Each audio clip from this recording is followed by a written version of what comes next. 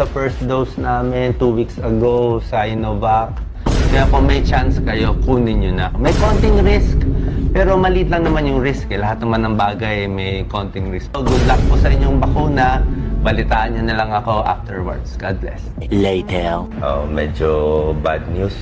Tinamaan tayo ngayon. Wala na akong boses.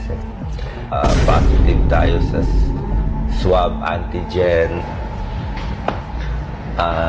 Nag-swab tayo positive dito tsaka dito. Actually, maingat naman talaga ako. Lagi ako naka N95. Oo. Dapat alam ng tao ano tunay. Kung may sakit ka, may sakit. Kung hindi kaya, hindi kaya. Pag kaya, kaya. Diba? Okay. God bless po. Thank you. Flashback. Ligtas ba itong mga bagong bakuna? Question mark. Wala makakasabi ng ligtas. Ligtas siya sa 6 months.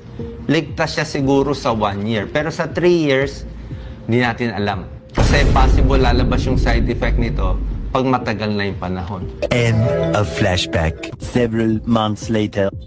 Nakakimo ako, nakakimo. Mula pag upo sa lazy boy sa gabi hanggang sumikat ang araw, walang tulog. Humihiyaw lang buong gabi. Sasakit siya para siyang may kutsilyo na may sumasaksak sa likod. Saksak, saksak, saksak.